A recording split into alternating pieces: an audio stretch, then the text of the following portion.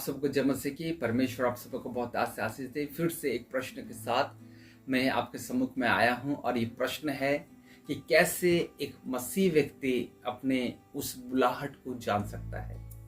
How a person या how can a person know his calling.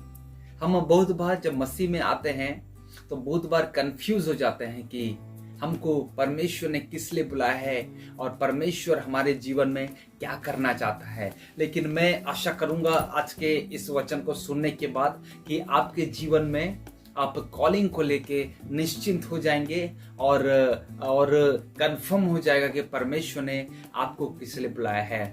आज के हम प्रश्न में जाएंगे कि मैं बुलाया हुआ हूं और मैं इसको किस प्रकार जान सकता हूं। मैं आपके सम्मुख में 3 चाबियों को रखूंगा, 3 कीज, कि आप इस 3 की के जरिए जान सकते हैं कि परमेश्वर ने आपको बुलाया है या नहीं बुलाया है। सबसे पहली बात, नो योर गिफ्ट्स। जब परमेश्वर ने आपको बुलाया है तो परमेश्वर ने, आप मसीह में, आप एक विश्वासी भी हो सकते हैं, एक पास्टर भी हो सकते हैं, जो भी आप हो सकते हैं, लेकिन जब हम नए नए मसीह में आते हैं तो परमेश्वर कुछ न कुछ गिफ्ट हमारे जीवन में जरूर देता है। जैसा कि रोमियो उसका 12 अध्याय 6 पद में लिखा हुआ है कि जबकि उस अनुग्रह के अनुसार जो हमें दिया गया है, हमें भिन्न भिन्न दान मिले हैं, तो जिसको भविष्यवाणी का दान मिला हो वह विश्वास के परिमाण के अनुसार भविष्यवाणी करे। यदि सेवा करने का दान मिला हो तो सेवा में लगा रहे, यदि कोई सिखाने वाला हो तो सिखाने में लगा रहे, जो उपदेशक हो वो उपदेश देने में लगा रहे, दान देने वाला उदारता से दे, जो अगुवाई करे वो उत्साह से करे, जो दया करे वह हर्ष से करे। इस वचन के अनुसार हमको अपने उस दान को, गिफ्ट्स को फाइंड आउट करना है। हो सकता है कि आपके अंदर में प्रार्थना करने का एक दान है और जब आप मसीह में आए तो आपको पता नहीं है कि मुझे परमेश्वर ने किस लिए बुलाया है, लेकिन बार बार आप जो प्रार्थना करते हैं तो आपको उसमें आनंद मिलता है जब आप दूसरे के लिए प्रेयर करते हैं। हो सकता है जब आप मसीह में आए तो आपको पता नहीं है, लेकिन आपके अंदर भविष्यवाणी का दान कार्य कर रहा है, पवित्र आत्मा कार्य कर रहा है और आप लोगों के लिए कुछ कुछ बातें बोल रहे हैं कि परमेश्वर आपके जीवन में ऐसा करना चाहता है, परमेश्वर आपके पापों को उजागर कर रहा है, उसको ना करे, परमेश्वर आपको एक नई दिशा की ओर लेकर जा रहा है। आपको हो सकता नहीं पता, लेकिन परमेश्वर का पवित्र आत्मा आपके जीवन में थोड़े थोड़े गिफ्ट्स को उजागर करता है और आपको वही गिफ्ट्स को जानना है कि परमेश्वर ने मेरे अंदर कौन सा गिफ्ट दिया है। और बाइबल के अनुसार हम सिर्फ ये नहीं देख सकते कि 9 गिफ्ट्स है, लेकिन बहुत सारे गिफ्ट्स परमेश्वर का पवित्र आत्मा हम विश्वासियों को दिया है। प्रार्थना करने का गिफ्ट, उपवास करने का गिफ्ट, किसी दूसरे को उत्साह करने का, दान देने का, भविष्यवाणी करने का, सेवा करने का। इन सबके भीतर में आपको खोजना है कि आपको क्या दान मिला है, आप किस विषय में आप एक्सीलेंट हो रहे हैं और किस विषय की और आपको आनंद, किस विषय में आपको आनंद लग रहा है। तो आपको सबसे पहला ये फाइंड आउट करना है कि आपको क्या दान मिला है। दूसरी बात, आपको ये बात ध्यान में रखना है कि आप किस बात में प्रकाशित हो रहे हैं, किस बात में आप प्रकाशित हो रहे हैं।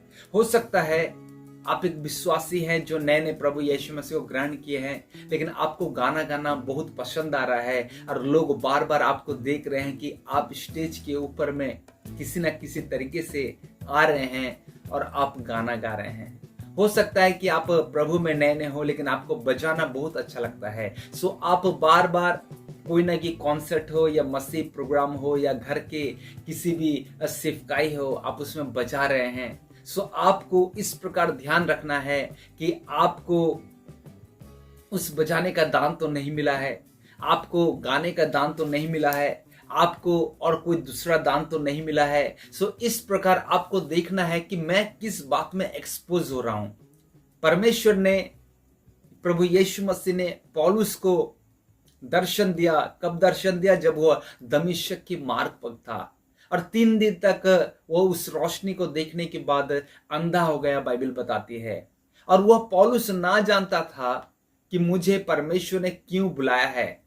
लेकिन हनन्याह को पता था, क्योंकि हनन्याह को यीशु मसीह ने इस प्रकार कहा कि मैं अन्य जातियों के लिए और यहूदियों के लिए उसको मैं खड़ा करने जा रहा हूं और वह मेरा चुना हुआ पात्र है, वह मेरा चुना हुआ पात्र है। सो पौलुस से नहीं जानता था, लेकिन जैसे ही उसने 3 दिन के बाद वो प्रभु को एक्सेप्ट किया, प्रभु को जाना, बैप्टिज्म लिया, उसकी आंखों से छिलके से गिरे, तो लिखा हुआ है कि वह वहां पे दमिश्क में कुछ लोगों के बीच में धीरे धीरे प्रचार चालू किया। धीरे धीरे देखते हैं कि उसका जो एक्सपोज है वो धीरे धीरे लोगों के बीच में आना चालू हो रहा है कि पौलुस तो हमारे बीच में प्रचार तो नहीं करता था, लेकिन अब ये धीरे धीरे प्रचार क्यों कर रहा है, और हो सकता है वही प्रचार उसका कॉलिंग बन गया। फिर बाद में हम धीरे धीरे देखते हैं कि पौलुस हम हर जगह में प्रचार करता हुआ हमको मिलता है। जैसे कि रोमियो उसका 14 अध्याय उसका 7 पद में वो लिखता है, क्योंकि हम में से ना तो कोई अपने लिए जीता है और ना कोई अपने लिए मरता है। यदि हम जीवित है तो प्रभु के लिए, और यदि हम मरते हैं तो प्रभु के लिए। यहाँ पर पौलुस स्टेटमेंट अब दे रहा है बहुत सालों के बाद कि हम तो और अपने लिए नहीं जी रहे, हम तो प्रभु के लिए जी रहे हैं। यानी कि पौलुस नहीं जानता था शुरुआत में कि उसका कॉलिंग क्या है। वह अनजाने में भी हो सकता है प्रचार कर रहा है, लेकिन धीरे धीरे वो उसका कॉलिंग बन गया। आपको भी ये फाइंड आउट करना है कि आप किस एरिया में एक्सपोज हो रहे हैं, आप किस एरिया में आगे बढ़ते चले जा रहे हैं, आप किस एरिया में लोगों के सम्मुख में आ रहे हैं कि लोग आपको देख रहे हैं, वो गाना गा रहे हैं, बजा रहे हैं, आप रोड के ऊपर खड़े होकर प्रचार कर रहे हैं, रोड के ऊपर किसी को ट्रैक्ट दे दे रहे हैं, आप चर्च के अंदर में जाकर आप लिपा पोछी कर रहे हैं, आप चटाई को बिछा रहे हैं, आप चेयर लगा रहे हैं। आपको ये फाइंड आउट करना है कि किस बात में आप एक्सपोज हो रहे हैं और लोग आपको देख रहे हैं। और ये भी हो सकता है कि लोग आपको देखने के द्वारा आप नहीं जान पाए हों, लेकिन लोग आपको बता दें कि सच में आप इसीलिए चुने गए हैं। पहला है अपने गिफ्ट्स को जानना, दूसरी बात है हम किस बात में एक्सपोज हो रहे हैं, और तीसरी बात है हमारा डिजायर, हमको किस बात में आनंद आ रहा है। जब हम इस संसार के अंदर में थे तो हम गप्पे बहुत मारते थे, हम गंदी बातें बहुत करते थे, हम छोटे छोटे चुगली और नुक्ताचीनी करते थे, तो हमको उसमें मजा आ रहा था। इसी प्रकार जब मसीह में हम आ जाते हैं तो बहुत सारी बातों में हम इंजॉय करने लगते हैं, बहुत सारी बातों में हम आनंद उठाने लगते हैं। जैसे मैं गाना गा रहा हूँ तो मुझे गाना गाना बहुत पसंद है, और हर प्रोग्राम्स में, हर कॉन्सर्ट में, हर छोटे मोटे पारिवारिक प्रोग्राम में मैं गाना गाता हूँ, मैं बजाता हूँ, मैं लोगों के सम्मुख में हर बार जब मीटिंग्स होता है तो मैं लोगों को ट्रैक्ट्स देता हूँ। मैं जब जब जाता हूँ एक शहर से दूसरे शहर तो मैं किसी न किसी को प्रचार करने की कोशिश करता हूँ कि वो प्रभु को जाने। तो हो सकता है आपकी ये जो इच्छा है वो आने वाले दिनों में आपका कॉलिंग बन जाए, आने वाले दिनों में आपका कॉलिंग बन जाए। हो सकता है कि आप इसको अभी ना जाने हो, लेकिन कुछ समय के पश्चात ये आप स्पेसिफिक जानने लगेंगे कि परमेश्वर ने आपको बुलाया है, क्योंकि आप बार बार उसमें आनंद ले रहे हैं, प्रचार में आनंद ले रहे हैं, आप गाना गाने में आनंद ले रहे हैं, आप बजाने में आनंद ले रहे हैं, आप जब किसी को हेल्प कर रहे हैं तो आपको बहुत अच्छा लग रहा है, आप जब किसी के लिए भविष्यवाणी कर रहे हैं तो आपको बहुत आनंद मिल रहा है। तो यही आपका कॉलिंग हो सकता है, मैं आपको बताना चाहूंगा। तो सबसे पहला हमने देखा कि आपको गिफ्ट्स को जानना है कि परमेश्वर ने आपके अंदर में क्या गिफ्ट दिया है। दूसरी बात, आप किस बात में एक्सपोज हो रहे हैं। तीसरी बात, आपका डिजायर क्या है, आपका डिजायर क्या है। ये 3 बातों के द्वारा परमेश्वर आपको बहुत आशीष दे, क्योंकि बहुत सारे लोग कंफ्यूज हो जाते हैं परमेश्वर ने मुझको क्यों बुलाया है। ये वीडियो देखने के बाद मैं आशा करता हूं कि आप अपने कंफ्यूजन से बाहर निकल आएंगे और अपने कॉलिंग को जानने लगेंगे, प्रभु आपको किस लिए बुलाया है। परमेश्वर आपको बहुत आशीष दे। फिर हम मिलेंगे और एक नई वीडियो के साथ, तब तक के लिए जय मसीह की। God bless you. परमेश्वर आपको बहुत आशीष दे।